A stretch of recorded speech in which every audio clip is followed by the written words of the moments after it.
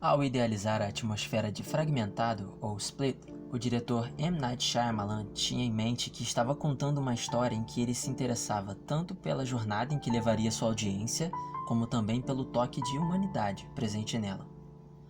Através do personagem do James McAvoy, o Kevin Wendell Crumb, ele monta um duelo em cena no qual vemos 3 jovens mulheres serem sequestradas por uma pessoa que tem transtorno dissociativo de identidade, ou TDI.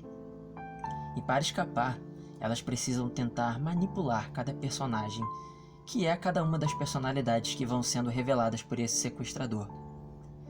Desse modo, você, enquanto espectador, poderia se sentir instigado a descobrir aonde tudo vai culminar, mas também se sentir comovido pelo sofrimento do Kevin.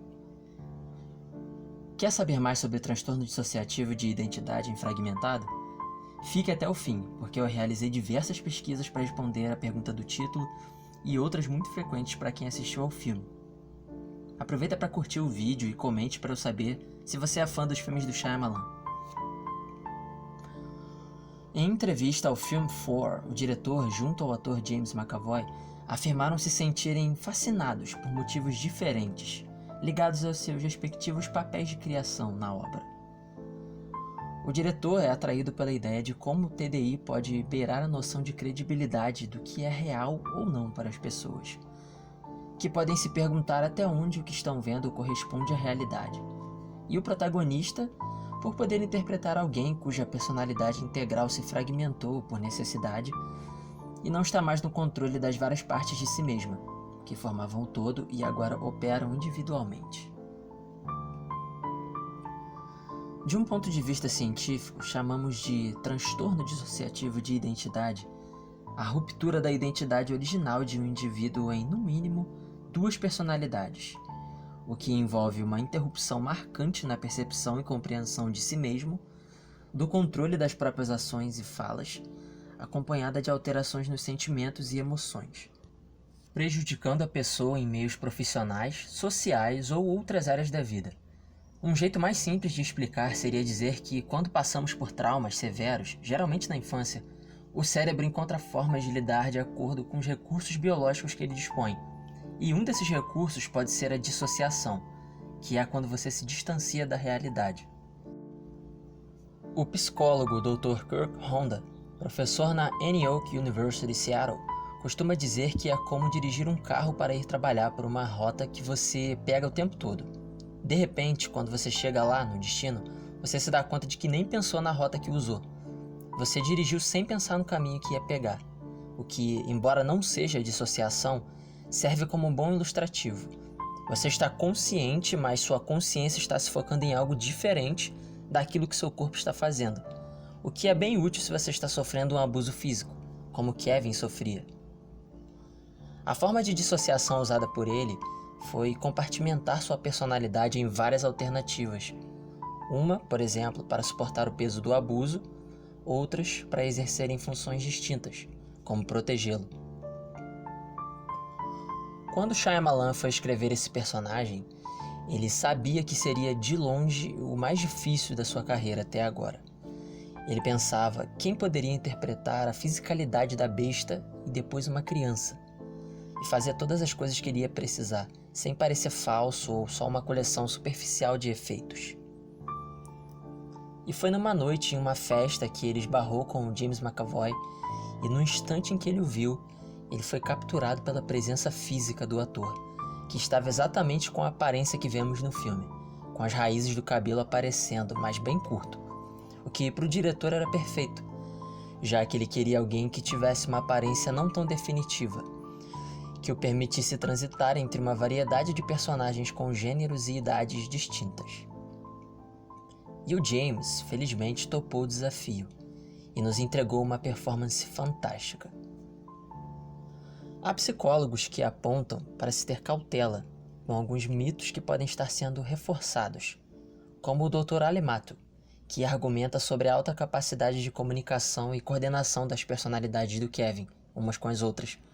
Por exemplo, os vlogs gravados no computador encontrados pela Casey, sendo pouco provável. O que me faz pensar que as ordens da Patrícia para os outros poderia ser menos provável ainda. Por outro lado, o Dr. Richard Day, professor de psicologia na McMaster University, defende que, para perguntas desse tipo, devemos preservar uma margem, uma brecha para a possibilidade do sim, de ser possível que aconteça, devido aos casos serem muito variados. Ele afirma que, no relacionamento entre o que ele chama de hospedeiro, que é a personalidade original, e as personalidades alternativas, geralmente a hospedeira não sabe quase nada a respeito das alternativas, e as personalidades alternativas costumam saber bem sobre a hospedeira e têm alguma ideia umas das outras, então poderia ser possível algum grau mais precário de comunicação entre elas, mas ainda não com aquela velocidade de troca entre as personalidades. Essa alternância seria incomum. Segundo o professor Day, aquela cena em que a psiquiatra Dra. Fletcher chama outras personalidades para conversa durante a sessão seria algo improvável, a não ser em estado de hipnose, sendo o mais próximo das situações do filme se você deliberadamente provocasse na pessoa com TDI emoções que tendem a trazer à tona uma personalidade ou outra específicas. As personalidades podem ter gêneros e idades diferentes. Não é incomum em análises de casos os psicólogos encontrarem registros de personalidades não apenas com gêneros distintos, por exemplo, mulheres que apresentam outras personalidades masculinas, como também pode haver pacientes com personalidades que apresentam idades bem distintas das outras, como Hedwig, a Patrícia e o Dennis no filme. E isso não é tudo. Os pacientes podem até mesmo apresentar personalidades com espécies diferentes, ainda de acordo com o professor Day, que cita por fim um caso que pode ajudar a responder à pergunta título deste vídeo. Indivíduos com TDI são capazes de modificar suas características fisiológicas?